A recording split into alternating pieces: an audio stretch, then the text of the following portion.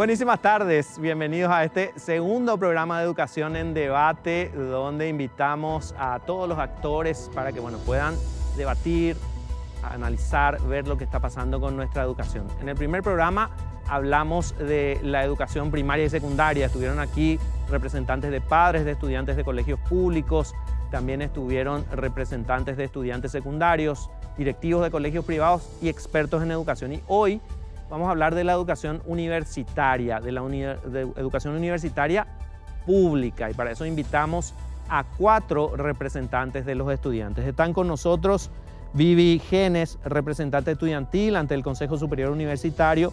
Janine Barreto, ella es representante de la Coordinadora Estudiantil Universitaria de la UNA. Nicolás Prono es presidente de la Federación de Estudiantes de la UNA. Y Jeremías Lescano, que es presidente de la Asociación de Representantes de Universidades Públicas del Paraguay.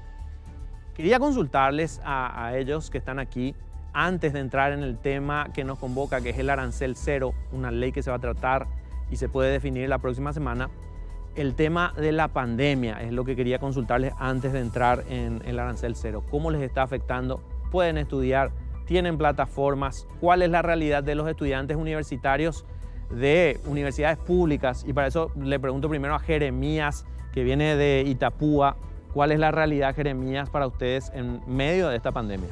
Primeramente, buenas tardes, Fito. Buenas tardes a todos los panelistas que nos acompañan hoy y a quienes también represento, porque formamos parte de una asociación de representantes que conjuga a los consejeros superiores de las universidades nacionales, que son 8 universidades nacionales que se esparcen por la región oriental del país. No solamente está la UNA es la más grande que está en Capital, pero tenemos en Ciudad del Este, en Ñembucú, en Pilar, en Concepción, en Cazapá, en Canindeyú. Entonces, estamos esparcidos por toda la región oriental. Y yo vengo de la Universidad Nacional de Itapúa. También mando un fuerte abrazo y saludo a todos mis compueblanos y a todos mis citadinos. Y para este tema de la pandemia, hubieron 2 aspectos principales que hay que resaltar. En primer lugar, el aspecto negativo o sorpresivo, ¿verdad? Que tal vez no nos esperábamos una situación así, pero a la vez dejó entrever algo que ya se venía viendo ya hace años en esta precaria educación que tenemos, por diferentes situaciones burocráticas que no se fueron dando, y las trabas hicieron que esto sea más visible, ¿verdad? La falta que tenemos en cuanto a la inyección en la tecnología, en la educación. Entonces, desde el principio de la pandemia ya nos pusimos en campaña para buscar políticas sociales que ayuden a los estudiantes, ¿verdad? En este caso, buscamos primeramente encontrar la gratuidad del Internet para que ellos puedan tener la facilidad y no carenciar de esta gran herramienta. Y pero a la vez también vimos este aspecto positivo que se fue expandiendo, que es la unificación de todos los gremios esparcidos en el Paraguay, que no se había logrado en años, ¿verdad? En años nunca hubo una representación unificada con una voz única, digamos, o por lo menos intentando llegar a ese consenso que hoy sí se da, ¿verdad? Entonces, eso se logró con la pandemia. Eso se logró con la pandemia. Entonces, por el espanto esta vez. Exactamente. Entonces, por ese lado, en el ámbito gremial nacional, la pandemia nos vino como anillo al dedo, ¿verdad? En este aspecto. Pero sí deja a la vista muchísimas falencias que, hoy tratamos de paliar con estas nuevas propuestas que estamos haciendo. Vivian o Vivi, decime a ustedes cómo les afecta, porque hay carreras y carreras. Hay carreras que son, digamos, teóricas en su mayor parte y así se puede facilitar, digamos, la llegada de los materiales, pero hay otras que son prácticas, donde uno tiene que asistir y tiene que tener de alguna forma una clase presencial. ¿A ustedes cómo les afectó, qué vieron con esta pandemia? Y yo concuerdo mucho con el compañero Jeremías. En realidad, la cuestión no era solamente si es que eran teóricas o no las materias, porque la mayoría tiene por lo menos algunas prácticas y demás, sino la posibilidad económica de los estudiantes. Yo como representante de la Facultad de Arquitectura, Diseño y Artes, desde el primer día, desde el Vamos, comenzamos con nuestro equipo a hacer encuestas, a hacer llamadas, incluso para los compañeros que no tenían datos y demás, para consultar cuál era la situación de los estudiantes. Y todos los días recibíamos también mensajes, llamadas de estos compañeros, y la situación es agobiante para todos, ¿verdad? O sea, compañeros que perdieron sus fuentes de trabajo o sus padres perdieron la fuente de trabajo, y entonces la educación, que ahora tiene un costo, pasaba a segundo plano, ¿verdad? Entonces, junto con varios compañeros, nosotros empezamos a movilizarnos. En las facultades presentamos proyectos para la facultad, proyectos para el Senado, y también nos movilizamos para solidarizarnos entre compañeros, ¿verdad? Tipo, hubo incluso varios padrinazgos, y de todas formas no fue suficiente. Justamente la pandemia es lo que nos lleva a nosotros a conformar la coordinadora estudiantil de la UNA para perseguir una hoja de ruta, que no es solamente el arancel cero. Tenemos que hablar de boleto universitario, tenemos que hablar de alimentación universitaria, tenemos que hablar de liberación de datos de tecnología, tenemos que hablar de TICs, y eventualmente tenemos que hablar también de los compañeros. Ahora sabemos que nuestros compañeros que estaban sentados al lado nuestro en las clases no están, ¿verdad? Que están desertando. Pero también tenemos que hablar de los compañeros que ni siquiera pudieron ingresar. ¿Por qué? ¿Verdad? Y de los compañeros de las comunidades indígenas, de los compañeros de la comunidad de los bañados, de todos los que quieren estudiar y no pueden porque la barrera es económica, porque la barrera es política, y porque no estamos trabajando en conjunto para que la educación sea un derecho en la práctica y no solamente en los papeles. ¿Hay algún dato estadístico? ¿Saben de alguna manera cuánta gente quedó fuera de las universidades? ¿Hay una deserción a partir de que se dio la pandemia, o todavía no tienen ese dato? Cualquiera, el que quiera responder.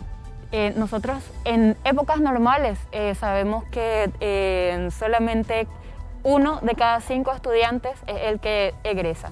Ahora, yo no te tengo datos así exactos porque todavía no terminó bien el semestre para saber, pero en mi entorno cercano, fácilmente mis amigos me dijeron: yo no voy a poder seguir este semestre.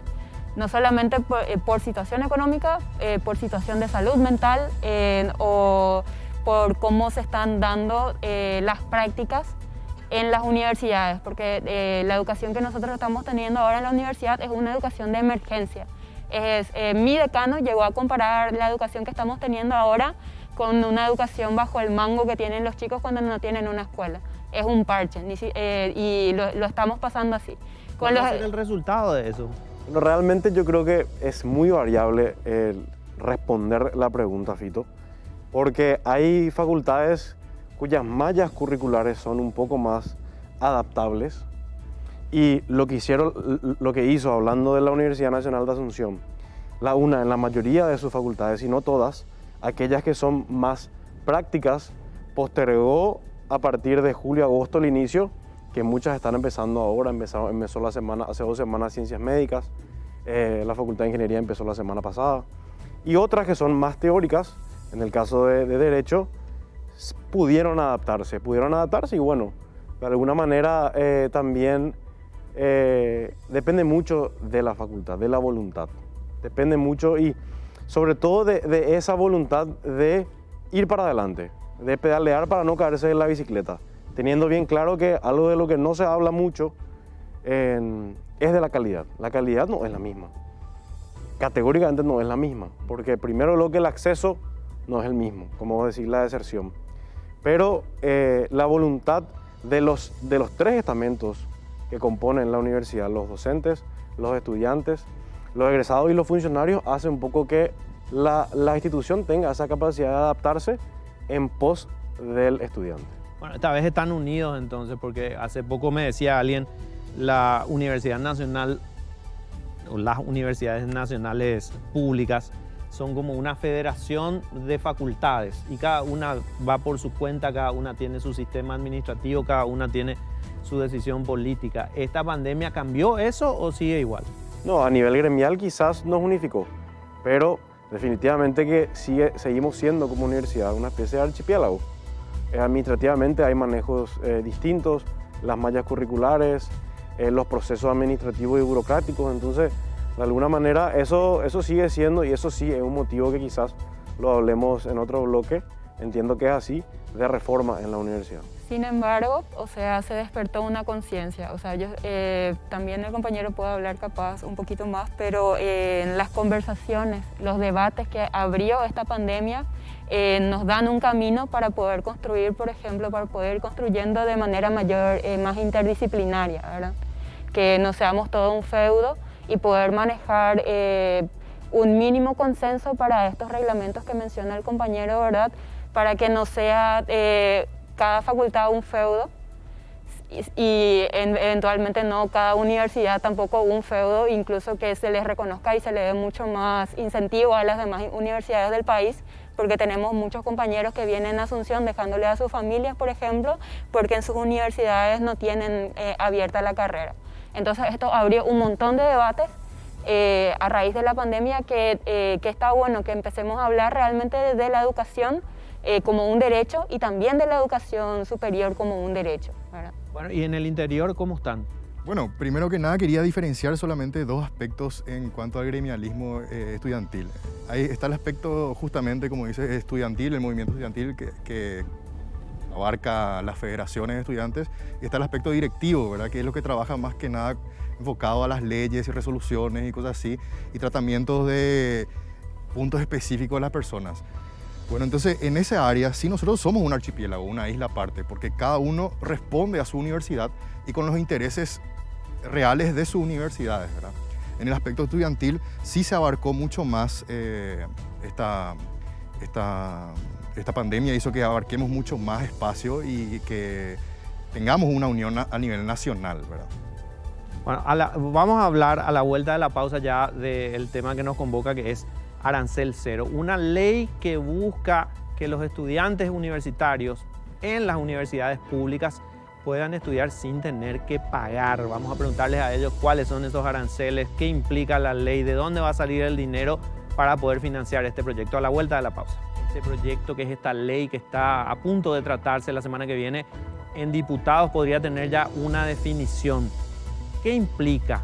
¿Qué va a ser para un estudiante, una estudiante, a partir de la promulgación de esa ley, si hay una reglamentación después, ingresar y estudiar en una universidad pública? Díganme los puntos en los que están de acuerdo y qué es esta ley. Genial, comienzo. Justamente, primeramente hay que tener en cuenta, así como estuvo mencionando el compañero Jeremías, ¿verdad?, que este no es una causa solamente de la UNA, sino de las 8 universidades nacionales del país, ¿verdad? Algo que nosotros estamos diciendo es sí al proyecto de Arancel Cero, pero sin modificación. Puedo comenzar con el primer punto, ¿verdad?, que sería el siguiente. Hay quienes creen o no tienen muy en claro que el proyecto de ley de Arancel Cero no incluye los cursillos de ingreso. Justamente acerca de eso, ¿verdad?, quería comentar. Actualmente la ley, o sea, el proyecto de ley de Arancel Cero incluye todo lo que abarque los grados. No sé si ahora puedo leer un artículo de la Ley Superior de Educación. Problema.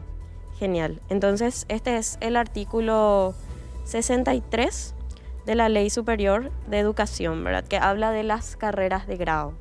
Las carreras de grado tendrán una duración mínima de 4 años y 2.700 horas cursadas. De acuerdo con los estándares internacionales vigentes, las carreras podrán tener una duración de 5 a 6 años y estas carreras otorgan el título correspondiente a una profesión o a los conocimientos académicos de una disciplina. Justamente acá está hablando del título que se te da a vos al ingresar a una universidad y cumplir con todo ese proceso. Explícitamente no está la palabra cursillos de ingreso, pero porque nosotros creemos justamente y decimos que abarca, es porque cuál es la condición para que vos puedas comenzar ese proceso, son los exámenes de ingreso. Entonces, por ende, también son los cursillos. En el caso de que todavía quede dudas y eso no se sienta que está aclarado ya en el proyecto de ley, hay 2 opciones más, ¿verdad? La otra opción justamente tiene que ver con el consejo directivo de la facultad. Actualmente nosotros sabemos que las universidades nacionales no cobran aranceles porque sea obligatorio, sino que cobran porque no hay los recursos establecidos. Y el cursillo de ingreso es una fuente de ingreso. Totalmente. Entonces, ¿qué es lo que puede hacer el Consejo Directivo de la facultad? Puede sacar una resolución que justamente establezca que no se tienen que pagar los aranceles, una vez promulgada ya la ley por el Ejecutivo, ¿verdad? Sería una decisión interna de las Sí. universidades. Va a estar el dinero, va a estar el presupuesto, eso se puede sacar por medio de resolución y ya no hace más falta que se agregue ningún tipo de Para ordenarnos un modificación, poquito, ¿verdad? a ver, ustedes Sí. entonces lo que plantean es que la ley de arancel cero empieza ya desde el momento en que uno dice quiero estudiar en una universidad pública y tengo derecho a ir a un cursillo de ingreso. Sí. Así es. Me gustaría, Algo Fito, más tomar que- una intervención ahí ¿Podría porque es sobre el terminar un punto. poquito mi Ahí tercer termina punto? Janine ya. Ok, Sí.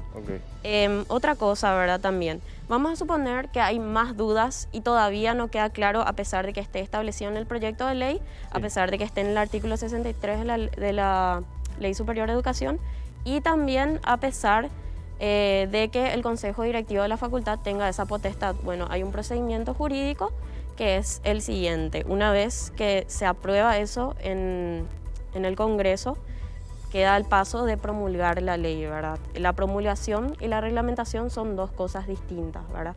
Nosotros qué decimos que por medio de la reglamentación o sea, al momento que promulgue el Ejecutivo, eso tiene que abarcar la ley, no puede salir Claro, y en mucho la de eso. reglamentación Sí, tiene que en estar la especificado que reglamentación cubre desde el puede cursillo de especificar. ingreso. Entonces, ya está en la ley.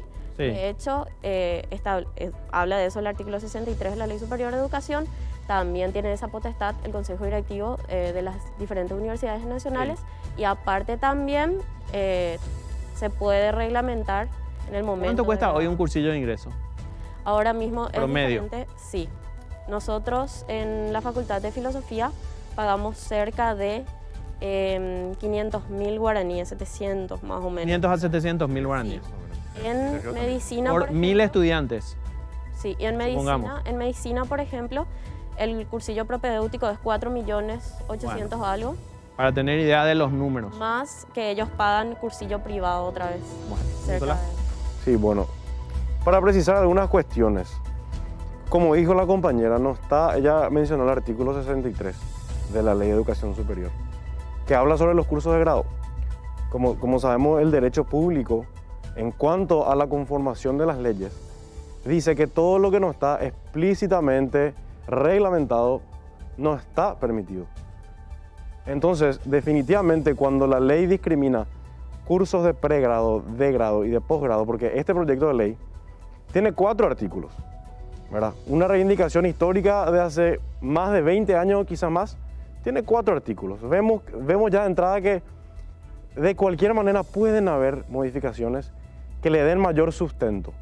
Entonces nosotros, una de las modificaciones que pedimos desde la Federación, luego de un estudio minucioso de este proyecto de 4 artículos que fue aprobado en Cámara de Senadores, es que la norma claramente establezca que también hay una provisión arancelaria para los cursillos de ingreso, porque esa es de verdad la primera y principal barrera con la que se encuentra el compañero que tiene la capacidad intelectual, que tiene la competencia académica, pero que no puede acceder porque no tiene para pagar 500 o 700.000.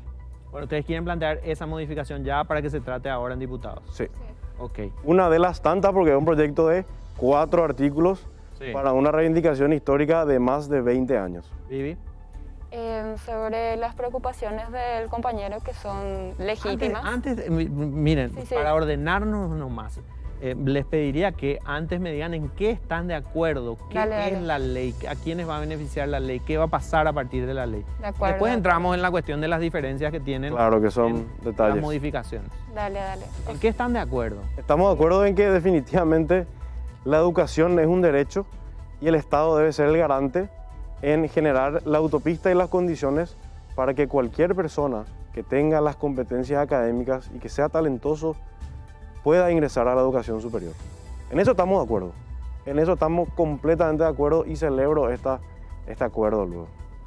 Sí, exactamente. O sea, nosotros ya nos habíamos movilizado todos juntos cuando fue el recorte de becas por el Ministerio de Hacienda hace poquito y estuvimos en debate justamente sobre el arancel cero y en ese debate llevamos a un consenso en el que este es el momento para plantear ese cambio histórico porque estamos en un momento de crisis.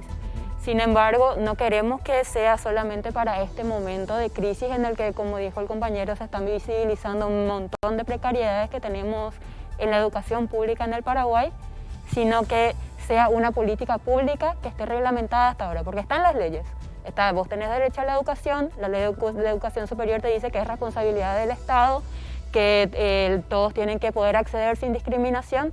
Sin embargo, ahora el dinero es una barrera económica y es una discriminación que la gente pobre no puede ingresar porque no tiene dinero para pagar la educación. Entre paréntesis, en Hacienda dijeron que ellos no cortaron las becas, que ellos lo que hicieron fue Cortaron reducir los el gastos, presupuesto sí. de la UNA, y la UNA decidió qué cortar y qué no cortar. No, eso llegó de Hacienda. Rubro por rubro. Rubro 841 rubro de becas. Sí, fue, sí, sí. fue un recorte del 50%. ¿A cuánta gente les afectó eso? A 1050. 1050 compañeros, son 75 compañeros de 14 unidades académicas. 1050 compañeros que ya están en una situación de vulnerabilidad, que se duplica o triplica con la pandemia y la recesión económica. Entonces nos preguntamos, ¿el gobierno fondea programas sociales para asistir a quien necesita? Que estamos de acuerdo, pero al mismo tiempo recorta rubros sensibles para compañeros que son los más Creo que es necesitados. un programa social finalmente. Finalmente sí, entonces nos movilizamos desde la federación, convocamos, tuvimos apoyo de todos los compañeros y bueno, nos hicimos escuchar. Al día siguiente nos reunimos con el viceministro de Administración Pública de Hacienda y tenemos el compromiso de la reposición. Jeremías, ustedes como universidades públicas, las 8 universidades públicas, ¿van a lograr el arancel cero? ¿Qué va a cambiar a partir del arancel cero? Bueno, primeramente nosotros siempre recibimos amenazas de Hacienda de recorte presupuestario. Desde el año pasado ya venimos haciéndolo y tratando de encaminar esto y recuperar ciertos presupuestos que nos venían recortando. Hoy en día la amenaza llega hasta el 50% de recorte, ¿verdad? Entonces ante eso o nos quedamos con las manos cruzadas o vamos para adelante y conseguimos todo, ¿verdad? Y así es. Entonces esa decisión la que tomamos a nivel nacional de decir o realmente nos jugamos acá la cabeza, nos vamos con todo o definitivamente dejamos de lado esto, seguimos estudiando como si nada hubiese pasado y el año que viene que se vean nuestros compañeros, ¿verdad? Que van a tener ahí sí van a tener una precarización terrible de la educación porque 50% del descuento de lo que se viene amenazando, ¿verdad? Del descuento del presupuesto va a ser terrible para la educación. Entonces, algo debimos hacer y esta unión nos da toda la fuerza para poder lograr esto que estamos pidiendo. Vivi. Sobre eso mismo, o sea, nosotros hace años, desde que ingresé yo a la facultad, venimos peleando años tras años para que no nos topeen, para que no nos reduzcan el presupuesto. Y ahora con la pandemia conversamos con los compañeros y decimos que no puede ser que en un país que tanto necesita de educación para crecer, para impulsarse, nos sigan recortando en educación en vez de aumentar la inversión. Entonces nosotros ahora decimos, en vez de pelear solamente para que no nos recorten, vamos a pelear para que el Estado cumpla su rol y realmente aumente la inversión en educación. Y empezamos por el arancel cero, pero lo que realmente queremos es construir organización estudiantil, una organización estudiantil que sea fuerte y que empiece por arancel cero, pero que también ponga todos los debates que hay que hacer sobre la mesa, ¿verdad? Pero la realidad es que somos un Estado pobre con una presión tributaria bajísima. Sí. Y no va a haber plata el año que viene, va a haber mucha menos plata y ahí es donde Hacienda va a definir, aquí se va la plata que hay, aquí recortamos. Así que a la vuelta de la pausa vamos a hablar un poco de la plata, de dónde va a salir la plata, porque si a ustedes les están diciendo 50% menos de presupuesto para las universidades públicas el año que viene, ¿cómo es que se va a obtener el arancel cero y todo lo demás? Así que a la vuelta de la pausa hablamos de la plata para las universidades públicas. Y ahora vamos a debatir un poco sobre el dinero, el presupuesto para la educación pública, porque cualquier política pública tiene que tener dinero que la respalde, tiene que tener un presupuesto para que se pueda ejecutar. ¿De dónde va a salir el dinero? ¿Cuánto dinero se necesita para el arancel cero? ¿Cuánto dinero es el que planteaba recortar Hacienda finalmente? Janine, contanos. Sí, comienzo. Justamente hay a quienes les preocupa la cuestión presupuestaria, que dicen que quizás no sea una fuente de financiamiento estable, ¿verdad? Lo que nosotros decimos es lo siguiente. Actualmente, para cubrir los aranceles de las 8 universidades nacionales del país, se necesitan cerca de 32 millones de dólares. Este año no se va a cubrir el primer semestre, sino el semestre restante. Entonces, calculando la mitad, es cerca de 15 millones de dólares, que eso ya está básicamente como para cubrir este año. Para los próximos años, sí, nosotros decimos, y lo que está planteado en el proyecto justamente es que la fuente del financiamiento sea el FONACIDE, el 7% destinado, o sea, el 7% del presupuesto general de la Nación de la Administración Central. ¿Cuánto es ese 7%? Es el monto alrededor de 24 millones de dólares, ¿verdad? Entonces, ¿qué se va a hacer con ese faltante? Lo siguiente, en el proyecto de ley no especifica que la única fuente de financiamiento va a ser el FONACIDE, sino que nosotros decimos, esta es una fuente inicial, porque nosotros nos encontramos en un momento de crisis económica, en un momento de emergencia, de algún lugar tienen que comenzar los fondos, pero nosotros queremos que esto se convierta en una política de Estado y que el Estado se haga responsable justamente de financiar a las universidades. Entonces, ¿qué va a pasar con esos 8 millones de dólares que faltarían poner, ¿verdad? Lo que nosotros planteamos es que se discuta eso en el plazo de 4 meses, que es la discusión de presupuesto general de la Nación. Yo no tengo 8 millones de dólares en mi casa, ¿verdad? Pero para el Estado eso es absolutamente nada en relación a lo que se debe invertir. Actualmente también se plantea que estamos en un momento en el que no hay dinero para casi nada, ¿verdad? ¿Qué decimos nosotros? El gobierno se endeudó por 2.000 millones de dólares. La educación es algo primordial para el desarrollo de un país y es algo que se viene postergando hace décadas. Nosotros creemos que es el momento ya de que la educación sea prioridad. Nosotros vemos gastos superfluos en diferentes ámbitos, pero nunca cuando se habla de la educación te dicen que no es momento. Entonces eso se posterga. Y hay que tener bien en claro una cuestión. El ministro de Hacienda, Benigno López, es quien ahora mismo está operando justamente para que se meta algún tipo de modificación. ¿Y cuál es la intención del ministro, verdad? La intención de él es que esto se dilate, que se concrete en un momento más avanzado, o sea, después de unos meses, para que patear para adelante. Patear para adelante para que esto no salga. Nosotros sabemos eso. A ver, Janine, pero sí, ustedes plantean que Benigno López o el gobierno o el ministro de Hacienda está operando y ustedes son los que plantean la modificación. Ustedes están siendo funcionales al gobierno, al ministro de Hacienda. Nicolás, te pasaron acá la pelota. Súper. Nosotros somos funcionales a que el proyecto de ley, esta reivindicación histórica, sea sostenible, sea clara, sea aterrizable en el corto plazo. Cuando entramos en los números ya entramos luego mal, ¿verdad? Pues finalmente acaban de decir que no cubre todo, pero que sobre la marcha veamos dónde sacar. Antes de, porque si vemos cuánto recibe el FONACIDE en concepto de compensación de Itaipú, el año pasado fueron 295 millones de dólares. En el promedio en los últimos 5 años fue de 320 millones de dólares. En teoría es de 360, según la nota reversal. Pero eso está supeditado a la producción de energía. Si hacemos 320 millones de dólares por 7%, son 23 millones de dólares. Esos son los costos de aranceles de la UNA únicamente. Y las 7 universidades públicas restantes, no olvidamos de ellas. Por supuesto que no, por eso nosotros proponemos que del 7% de FONACIDE pase al 10%, para que realmente abarque a las 8 universidades públicas este arancel y que dejemos de mirarnos el ombligo los de la UNA pensando que todo gira en torno a nosotros. Debe de modificarse el porcentaje para que llegue a las 8 universidades públicas, sí o sí. Vivi.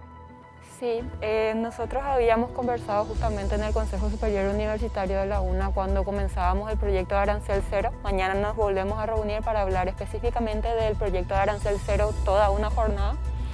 Y nosotros planteamos, y también les invito a escuchar la sesión del Senado, que este fondo del FONACIDE sea un fondo de emergencia para el COVID. Nosotros estamos cubriendo el arancel de lo que estaba presupuestado para el 2020, que se trató el año pasado en senadores, en el legislativo, y ahora en época de pandemia nosotros decimos cuáles son los fondos que no se están ejecutando, y son estos fondos, y pueden ir a un fondo de emergencia para la educación, donde realmente vamos a tratar de dónde sale el presupuesto genuino para las universidades públicas de acá para los años que vienen, es en el tratamiento del presupuesto general de la Nación, ¿verdad? Donde vamos a estar todos juntos viendo dónde vamos a sacar ese dinero. Lo de Fonacide es una cuestión temporal, porque Podría ser, podría ser. la gente que está manejando el tema del fondo para la excelencia, la investigación, plantean que si se saca de ahí el dinero, se le está sacando a otros rubros que son también muy importantes y que ya hay un dinero destinado del Fonacide a la Universidad Nacional y ese dinero está destinado para investigación. Entiendo, sí. O sea, y estamos de acuerdo. Podría ser o no del Fonacide también. Es una cuestión que tenemos que debatir entre todos. Hay que aclararla ya nomás. Estudiar. Sí, y sin embargo, espera, si me permiten terminar. Si estamos tocando rubros de primera infancia, que en teoría están comprendidos dentro del FEI, bueno, entonces toquemos rubros de municipios y gobernaciones que nos han demostrado la mayor de las eficiencias a la hora de gestionar esa compensación que reciben. Tratemos de realmente priorizar a la primera infancia en todo caso, porque un niño desnutrido jamás puede ni siquiera llegar a pensar en terminar la escuela, mucho menos acceder a la educación superior. Entonces, por eso es importante no estar cerrado a que se modifique y no se toquen rubros sensibles que vayan en despropósito de lo que pretende el arancel cero. En primera, estos fondos del Fonacide en el 2015 se usaron 6,7 millones para comprar armas. No sé si es que recuerdan ese caso. Si es que estos fondos estuvieron disponibles para comprar armas, a nosotros nos parece que puede estar perfectamente disponible para garantizar la educación en tiempos de pandemia. Sí, nosotros desconocemos este dato que nos estuviste comentando, entonces creo que no sería bueno que estemos hablando básicamente de porque esto. el planteamiento se lo hicieron a miembros del FEI, estudiantes universitarios justamente, para que se apoye la ley de arancel cero. Y ahí se les aclaró y se les planteó a quienes hicieron la consulta de que los fondos podrían afectar justamente los programas de primera infancia, ¿verdad? A ver, yo les quiero felicitar porque ustedes están haciendo lo que nunca se hace cuando se plantea una ley. ¿De dónde va a salir el dinero? Nunca se hace eso. La mayoría de los parlamentarios o de los grupos hace un planteamiento y no les interesa de dónde va a salir el dinero. Ustedes están en una pequeña diferencia, me parece a mí, en este momento. 20 millones de dólares. Importante, súper importante. Aclarando el punto del compañero Prono para luego terminar también en lo que estuviste mencionando, ¿verdad? Como estuve mencionando al inicio, esto no se trata de la UNA, se trata de las 8 universidades nacionales del país. En el proyecto de ley de arancel cero no dice que los fondos que se van a sacar del Fonacide va a ser netamente para la UNA, no, es para todas las universidades nacionales del país. Es correcto lo que dijo el compañero Prono, 23 millones o 24 millones de dólares aproximadamente solamente serviría para cubrir los aranceles de la UNA, pero eso no está establecido en el proyecto de ley. Lo que nosotros decimos es lo siguiente: van a faltar fondos para destinar a todas las universidades nacionales. Prorrateo. Ese faltante, el Estado tiene la obligación y la responsabilidad de hacerse cargo. Entonces, queremos que sea política de Estado y que el Estado por primera vez priorice la educación para todos y todas. Jeremías, ¿y cuál es la postura de ustedes? ¿Que se trate así como está el proyecto de ley, que no haya ninguna modificación? Bueno, sí. ¿Hay algunas cosas que se tengan que cambiar? Si viene una recomendación desde Hacienda, yo mucho caso no le haría, porque ya desde el año pasado vienen con el mismo discurso, ¿verdad? De que el año pasado ya era típico el año que vivíamos económicamente. ¿Cierto? Y hoy, ya con los préstamos que se hicieron, con toda la reestructuración, digamos, para funcionar en esta época de pandemia, nos dicen en el mismo discurso, pareciese como un disco rayado desde político, ¿verdad? Entonces, por ese lado, nosotros queremos ver realmente estos datos de ejecución en investigación que se hicieron en Fonacide, por ejemplo, que son mínimos, ¿verdad? Que antes tenían 30%, hoy tienen el 23%, porque se le sacó el 7% para la educación superior, pero la ejecución no llegaba al 5%, ¿verdad? En algunos casos. Entonces, ¿dónde estaba esa plata? ¿Dónde fue a parar esa plata? Y hoy en día queremos redireccionar eso para que se vaya directamente a la... Históricamente el FEI tiene fondos que no fueron ejecutados ni la mitad, ¿verdad? Entonces nosotros decimos eso. Tenés fondos que son cero. Que quieran tocar los fondos que ahora nos estuviste comentando de primera infancia que también son un sector muy vulnerable, en vez de utilizar fondos que no fueron ejecutados en su totalidad. Nicolás, ¿cuáles son los cambios que ustedes proponen? Fito, ya hablamos de dos. Hablamos de que la norma aclare que esto también abarca los cursillos de ingreso. Hablamos de que del 7% pase al 10% y no que se toque el FEI o rubros sensibles para que pueda abarcar a las 8 universidades nacionales. Y el punto número 3, la tercera modificación es súper clara. Tenemos muchísimos antecedentes de propuestas legislativas que fueron proyectos de ley que fueron sancionados por el Congreso, que fueron promulgadas por el Ejecutivo sin reglamentación. Un claro ejemplo es la ley para niños y adolescentes contra contenidos nocivos de Internet. Esta ley fue promulgada por el Ejecutivo en el año 2016. Sigue en el freezer, nunca se reglamentó. Entonces eso pasa en el ejercicio legislativo. Lo que nosotros proponemos es simple, que se incorpore un artículo que le emplace al Poder Ejecutivo en un plazo no mayor a 30 días o 15 o 10 de reglamentar la norma, que no quede en el freezer, porque si no, este proyecto, esta reivindicación puede quedar al libre albedrío de un gobierno que con la justificación de la recesión económica te dice no hay plata.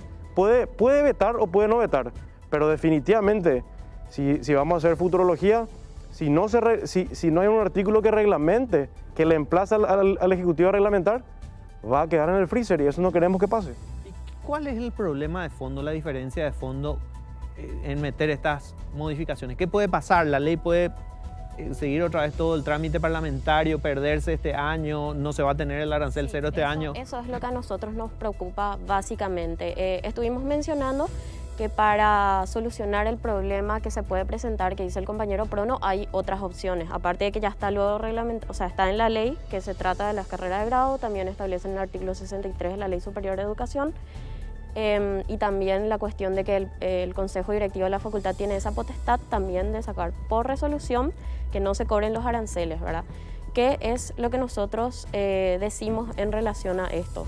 Como te estuve mencionando, hay actualmente en el Congreso una bancada que ya se posicionó a favor de la modificación y según la bancada del PQ de Patria Querida querían limitar los aranceles a los alumnos. Nosotros decimos que no, que esto es un derecho para todos y todas sin distinciones. ¿Cómo iban a limitar? Ellos estaban mencionándonos que querían plantear que los estudiantes que pagan IRP, ¿verdad? Sí. O su familia, eso no establecieron bastante, ¿verdad? Que a ellos no se les dé el arancel cero. De hecho que casi no hay tantos estudiantes que paguen IRP, pero ¿qué va a generar eso? Va a generar un tiempo muy largo para que pase a senadores, luego pase a diputados y luego se promulgue. Nosotros estamos en un momento de crisis. La diferencia es la urgencia. La urgencia. Es la única diferencia. Una última cosa que agregar, ¿verdad? Si esta ley entra en vigencia, ¿cuántos días va a tener el presidente para promulgar, ¿verdad? No sé si producción puede poner la imagen que les estuve pasando, ¿verdad? Que dice el artículo 205 de la promulgación automática. Se considerará aprobado por el Poder Ejecutivo todo proyecto de ley que no fuese objetado ni devuelto a la Cámara de Origen en el plazo de 6 días hábiles. Nuestro proyecto de ley tiene la cantidad de artículos como para ser promulgado automáticamente en el plazo de 6 días. En todos estos casos, el proyecto quedará automáticamente promulgado y se dispondrá su publicación. ¿Qué pasa si el presidente no promulga, no reglamenta la ley en esos 6 días, ¿verdad? Automáticamente se aprueba. ¿Y qué va a pasar? Desde el 18 de agosto va a entrar en vigencia y se va a dejar de cobrar la reglamentación a los estudiantes, ¿verdad? Con respecto a la reglamentación ya aclaramos ya los puntos que hay, que no es necesario la modificación. Pero no creo que el presidente de la República deje pasar 6 días y no vea la ley que representa 30 millones de dólares. O va a vetar o va a aprobar, uno de los dos nomás. También sobre eso, nosotros en senadores no conseguimos pidiéndole por favor a nadie que se apruebe la ley, nosotros no conseguimos las becas que vuelvan a la facultad pidiéndole por favor, año tras año no conseguimos que no se recorte el presupuesto a la educación pidiendo por favor. Todos los estudiantes a nivel país salieron a las calles para realmente hacer acciones políticas en la calle, y así es como estamos consiguiendo nuestros derechos. Nicolás, ¿ustedes podrían ceder estas modificaciones con el objetivo de que se apruebe esta semana? Hay dos cuestiones. Se juega con la ilusión de la gente. Ayer nos acercamos a varios compañeros y ellos piensan que en el mejor de los escenarios de que este proyecto pase sin modificaciones a diputados, dentro de los 6 días el Ejecutivo promulgue y dentro de un periodo corto de tiempo el Ejecutivo reglamente, piensan que ellos van a poder, los que tienen muchos problemas y que son muchos, prescindir de pagar la matrícula de este semestre. Y hay un circuito administrativo que probablemente termine en septiembre o octubre para que Itaipú hace una transferencia cada mes para que luego se haga el desembolso. Realmente esto va a ser efectivo con el mejor de los escenarios en octubre. Lo que no queremos hacer, Fito, es comprometer el futuro porque nos apremia el presente. No es esa nuestra línea. Que creemos que hablando de educación no hay que mirar el corto plazo. Entonces, si podemos anticiparnos a errores que luego van a ocurrir con este proyecto de ley de 4 artículos, hagámoslo, seamos inteligentes. Desde la Federación estudiamos todos los puntos débiles que tiene el proyecto y queremos reforzarlo. ¿Y qué van a hacer lobby por separado? ¿Van a ir a diputados y le van a plantear por separado sus 2 propuestas? Por supuesto. O vamos a tratar de Lamentablemente. Realmente consensuar. nosotros tenemos el apoyo de la aprobación del proyecto de ley sin modificación de las siguientes bancadas. La bancada cartista, también la multibancada del Partido Liberal, también que son cerca de 29 diputados, también la bancada llanista e inclusive tenemos el apoyo del presidente de la Cámara de Diputados, Pedro Aliana, que justamente estuvimos hablando con él y entiende muy bien de por qué nosotros estamos planteando no a la modificación. Una última cosa que quería agregar que se me pasó también, nosotros vamos a estar escrachando a cada diputado que se atreva a poner cualquier tipo de modificación. Según el criterio que tiene Benigno López, ¿verdad?, de no dar cierto financiamiento a la universidad pública, nosotros creemos que ese es un criterio que no le corresponde a un país que quiera avanzar o a un país que quiere ser próspero con la cuestión del conocimiento científico o de la formación de sus jóvenes. Bueno. Nosotros, para cerrar sobre ese tema, ¿verdad?, vemos que las mejores universidades del mundo, la UNAM, la Universidad República de Uruguay, la UBA acá en Argentina, no cobran aranceles. Y a eso nosotros apuntamos. Yo quiero agregar algo en mis pocos años de política gremial. Los votos uno tiene cuando los votos se ven reflejados en la sesión, ¿no? Yo puedo decir que creo también en Papá Noel y estoy seguro de que me va a visitar en Navidad. Pero manejamos también nosotros números de que no es así. Finalmente nosotros le pedimos a todos los compañeros que entren y que verifiquen este proyecto, que vean que hay puntos débiles y que estamos a tiempo de reforzarlo, de seguir presionando para que el circuito parlamentario sea expeditivo, así como se aprobó en senadores sin ningún tipo de oposición, creemos que va a ser igual, y luego que esperemos 3 semanas para tener un proyecto que aterrice y no comprometamos el presente, no comprometamos el futuro porque el presente nos apremia. Bueno, a la vuelta de la pausa vamos a seguir hablando de la Universidad Nacional, las universidades nacionales públicas, y vamos a consultarles un poco a quienes están aquí hoy en la mesa si llegaron o no los cambios a la Universidad Nacional. A la vuelta de la pausa. Para cerrar este programa sobre educación universitaria pública en nuestro país, les quiero preguntar a quienes están aquí en la mesa si llegaron o no alguna vez los cambios a la Universidad Nacional Pública. Una No Te Calles fue un movimiento que tuvo muchísimo apoyo ciudadano, que logró sacar probablemente de cargos altísimos a gente que estaba allí en el poder, pero lo que quiero saber es si se dieron cambios reales o no. Empezamos por Vivi. Dale. Justamente yo ingresé en mi primer semestre y al un mes ya tuve el Una No Te Calles. Entonces yo me estrené en educación y en formación y en políticas de educación con el Una No Te Calles, quedándome a dormir ahí. Y ese fue un momento de euforia y de despertarnos. Se dieron algunos cambios, por ejemplo, que yo pueda estar ahora como representante en el CSU es justamente gracias al movimiento de los compañeros, y se echaron a varios decanos y demás, y ahora hay otro ambiente en el consejo. No fue un cambio radical, Sin embargo, las mismas personas que estuvieron como estudiantes durante los primeros semestres en el Luna No Te Calles somos los que ahora estamos trabajando por el arancel cero. Entonces, hubo un estallido y después hay un proceso. Ahora otra vez hay una emoción nueva de seguir peleando por nuestros derechos, pero a lo que apuntamos es que el proceso sea constante, que realmente vayamos presentando cambios para la universidad y consensuando el modelo de universidad que nosotros queremos para el país, el modelo de educación que queremos para el país y cómo vamos a llegar a eso juntos. Nicolás. Sí, Fito, yo creo que lo mejor que tuvo Luna No Te Calles, aparte de las anécdotas y ese despertar, fue visibilizar, o por lo menos que el estudiante abra los ojos de la fuerza nacional que tiene cuando se unifica y cuando lucha en pos de objetivos. O sea, le despertó un poco al universitario. Estamos totalmente seguros de que los cambios al interno de las 8 universidades públicas y también de las universidades privadas van a nacer de un estudiantado consciente, activo y también reflexivo y responsable. Porque, o si no, puede pasar lo que pasó en el Luna No Te Calles. Estallido, explosión, algarabía y luego a la hora de bajar a tierra las grandes reformas se quedan en la nada. Jeremías. Claro, yo creo que el gran ruido sentó las bases para el gremialismo nacional hoy en día, ¿verdad? En ese entonces, yo me acuerdo que el impacto fue nacional. En Encarnación tratamos de replicar el Uni No Te Calles, ¿verdad? Pero no salió. Pero aún así ya sentaron las bases para que despierte esa inquietud entre los estudiantes para reclamar y reivindicar los derechos de los estudiantes, ¿verdad?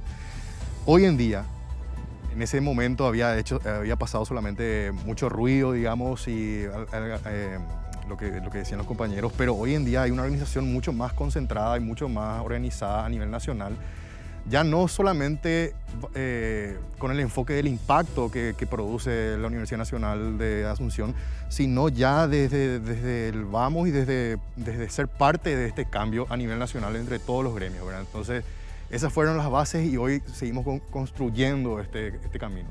Yanin. Sí, concuerdo con los compañeros. El despertar estudiantil se dio en el Luna No Te Calles, fue un proceso realmente importante.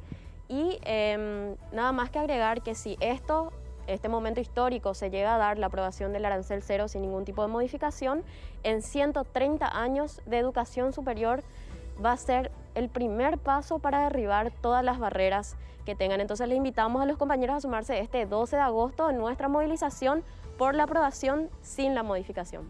Bueno, les agradezco que hayan estado acá. Los vamos a esperar como siempre los sábados a las 14 horas por NPI para seguir debatiendo en este programa que se dio en llamar Educación en Debate. Gracias por venir. Gracias por la invitación. Muchas gracias. Hasta el próximo sábado.